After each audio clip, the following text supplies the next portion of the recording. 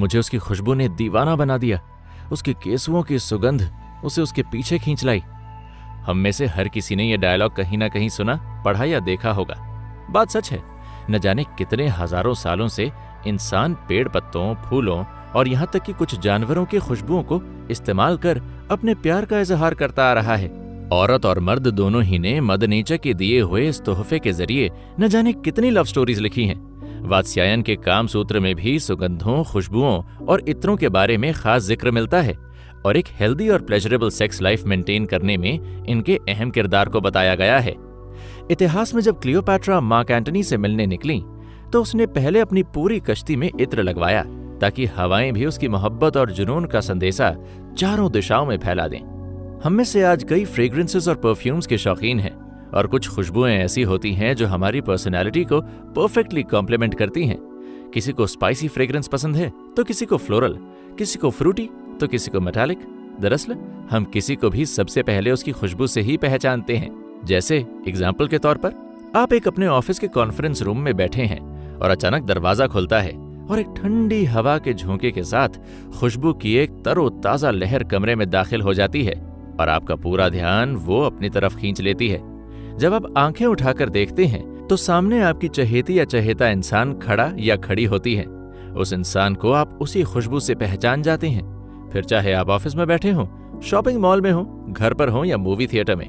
दरअसल खुशबू इंसान की खास पहचान बन जाती है जो आपको किसी की तरफ सेक्सुअली अट्रैक्ट करती है।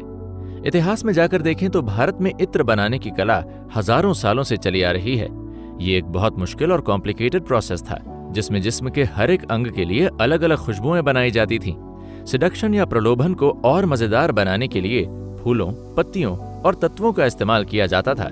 फोरप्ले के दौरान तेल में घुले इत्र को पार्टनर्स अपने शरीर पर मलते थे, जिससे सिडक्शन एक फिजिकल स्टेट से उठकर एक थेरेप्यूटिक और स्पिरिचुअली स्टिमुलेंट एक्सपीरियंस यानी कि दिलो दिमाग और जिस्म के सारे जज्बातों को जगा देने वाला अनुभव बन जाता था। मिलन की रात से पहले औरतें इत्र में घुले पानी से नहाती और अलग अलग खुशबुओं से श्रृंगार करती। वाओ, मुझे तो सोचते हुए ही एक्साइटमेंट हो रही है। मैं फ्रेग्रेंस इस्तेमाल तो करता हूँ लेकिन सिर्फ स्पेशल ओकेजन्स के लिए, जैसे ज्यादातर लोग करते हैं, लेकिन भारत में तो इसे रोजमर्रा की जिंदगी में इस्तेमाल किया जाता था। Very interesting. वात्स्यायन के काम सूत्र के मुताबिक महिलाएं अपने बालों में कई तरह के इत्र लगाती और अपने प्रेमी को लुभाती और रिझाती। कभी वो बदन पर खुशबू लगाकर झाड़ियों में छुपकर अपने प्रेमी को सताती, तो कभी मिलन की रात अपने साथी के बदन पर इत्र मलकर उसे पागल बनाती, जैसे कि खस, जिसकी खुशबू उस पहली बारिश की तरह होती है जो किसी को भी लुभा देने के लिए काफी है। औरतें इसे अपने बालों में नहाते वक्त लगाती और बालों का बन बनाकर बांध लेती। शाम होते होते खुशबू बालों में समा जाती और मिलन की रात बाल खोलने पर अपने प्रेमी पर वो प्यार की खुशबू बरसा देती। गर्दन पर गुलाब, चंपा जैसे फूलों से बनाए गए इत्र का इस्तेमाल होता था।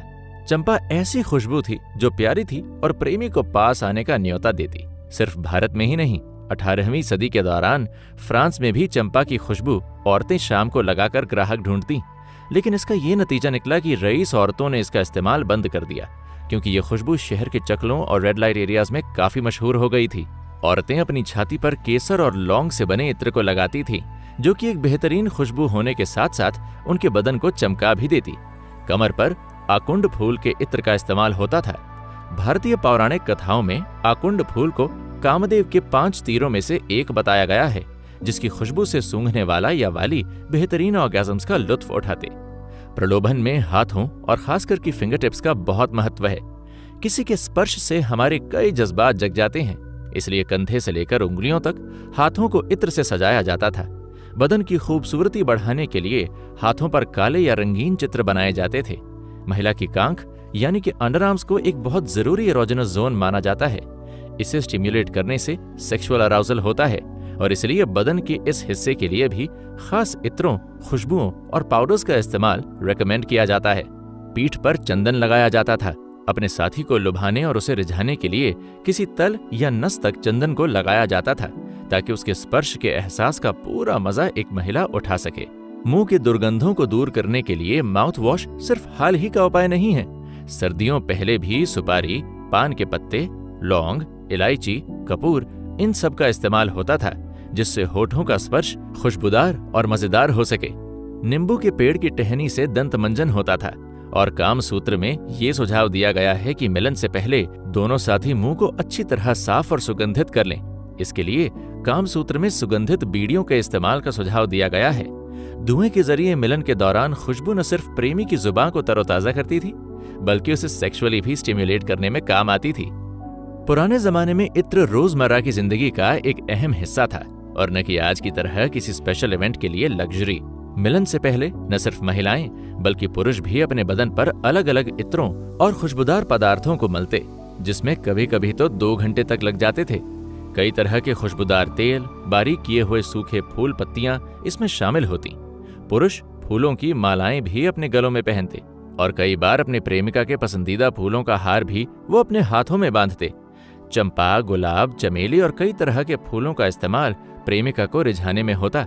मिलन की रात को पुरुष गेंदे का फूल पहनते, जिसकी खासियत तो ये थी कि प्यार करते या गले लगते वक्त वो टूटकर गिर नहीं जाती थी। भारत में हजारों तरह के इत्र बनते थे और दुनिया भर में इनकी खरीदारी होती थी। कई व्यापारी समुंदर पार कर यूरोप, मध्य एशिया और अफ्रीका के बाजारों में भारतीय इत्रों का व्यापार करते। इनमें केसर, चंदन, नींबू, चंपा, जूही, कालुका और गोरोचना जैसे इत्र काफी मशहूर थे, क्योंकि ये महिला के बदन की खुशबू की याद दिलाते थे। और यही वजह है कि यही पुरानी तकनीक आज भी परफ्यूम बनाने वाली कंपनीज अपनाती हैं।